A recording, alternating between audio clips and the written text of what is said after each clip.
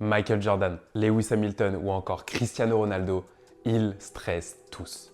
La différence, c'est qu'eux savent transformer ce stress en performance. Alors si ton stress te détruit et t'empêche de montrer ton vrai niveau en compétition, reste bien jusqu'à la fin de cette vidéo parce que je vais te montrer exactement pourquoi ton stress te fait perdre tes moyens et comment tu vas pouvoir le transformer en levier de performance. À la fin, tu repartiras avec 3 techniques simples que tu vas pouvoir utiliser dès ta prochaine compétition pour rester lucide, calme et surtout performant même sous pression.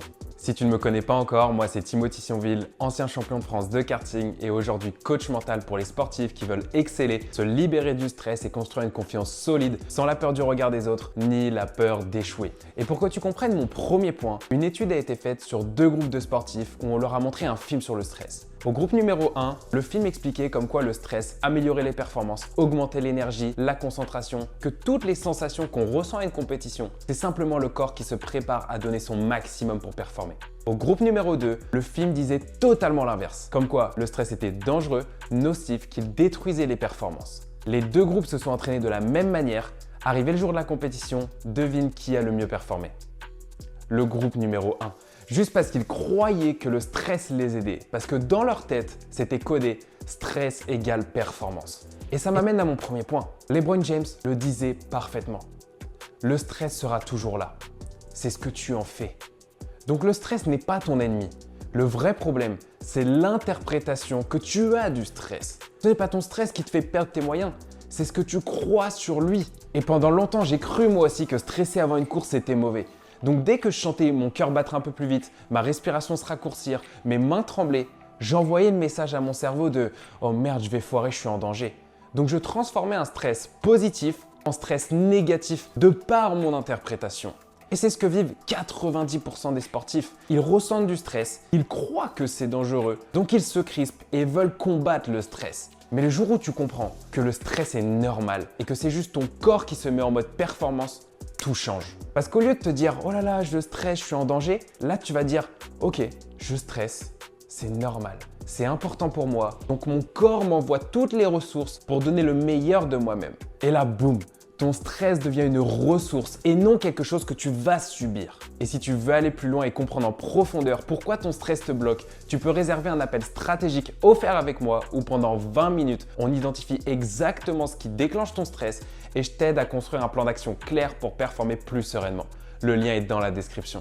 Mon deuxième point, c'est de voir que la plupart des sportifs essayent de se calmer mentalement. Tu dois te dire des choses comme « Ah, il faut que j'arrête de stresser, il faut que je sois plus calme ». Sauf qu'au moment où le stress explose, ton mental n'est plus aux commandes. La partie performante de ton cerveau se coupe littéralement et c'est la partie instinctive, la partie animale de toi qui prend le relais. Et cette partie, elle n'a que 3 missions.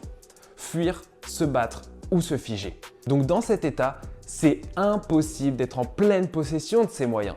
T'as ton cœur qui s'emballe, ta respiration se bloque, tes muscles se crispent et tout ton système nerveux passe en mode alerte. Et quand ton corps part en vrille, tes pensées suivent derrière. C'est pour ça que beaucoup de sportifs n'arrivent pas à gérer leur stress. Ils essayent de le contrôler par le mental, alors que c'est leur physiologie qui change tout.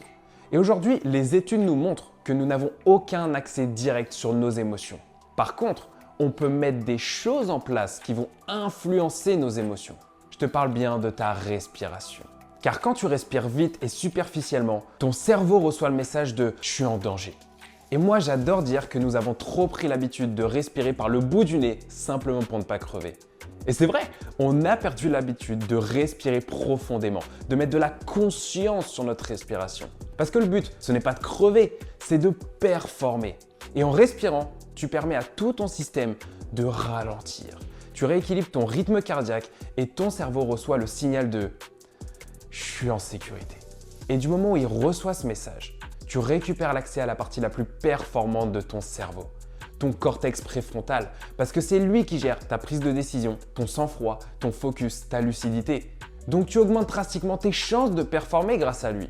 Parce que tu peux essayer de te dire autant de fois que tu veux, sois confiant, sois moins stressé, sois serein. Mais si ton corps est dans la panique, ça ne marchera pas. Donc prends le temps de faire des exercices de respiration et tu verras qu'à ce moment-là, tu seras en pleine capacité de piloter ton stress. Et juste avant que je te partage le point le plus important de toute la vidéo, n'oublie pas, tu peux réserver un appel stratégique offert avec moi et pendant 20 minutes, on va identifier ensemble exactement ce qui déclenche ton stress et tu vas avoir un plan d'action concret pour que tu puisses performer plus sereinement. Le lien est dans la description. Donc mon troisième et dernier point, c'est de comprendre que le stress est normal. C'est surtout que tu stresses parce que ton sport compte vraiment pour toi. Et ça, énormément de sportifs l'oublient. Ils se disent « Ah, si je stresse, c'est que j'ai un problème. C'est que je manque de confiance en moi. C'est que mentalement, je suis moins bon que les autres. » Mais en réalité, c'est incomplet ça. Parce qu'heureusement que tu stresses. Si tu stressais pas, ça voudrait juste dire que tu t'en fous.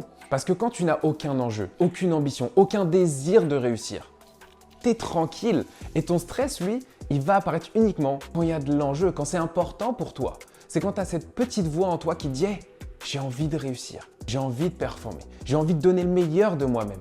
Donc ton stress, c'est juste le signe que tu te diriges vers quelque chose qui est important pour toi, qui a le potentiel de te faire grandir, de te rendre plus fort, de te rapprocher du sportif que tu veux devenir. Et ça me ramène à une phrase que j'adore. Ce n'est jamais l'événement le problème, c'est ce que tu en fais. Parce que ce qui forge un champion, ce n'est pas l'absence de stress, c'est dans sa capacité à performer sous stress, à transcender la difficulté. Et comment tu veux devenir meilleur dans ta gestion du stress si toi t'évites les opportunités qui peuvent t'en procurer? C'est impossible. Donc tombe amoureux du challenge parce que c'est grâce à lui que tu vas pouvoir devenir un peu plus meilleur chaque jour. Donc la prochaine fois que tu ressens du stress monter, au lieu de le combattre, vois-le comme un message. Un message qui te dit ce que tu fais là, ça compte vraiment pour toi. Alors donne le meilleur de toi-même.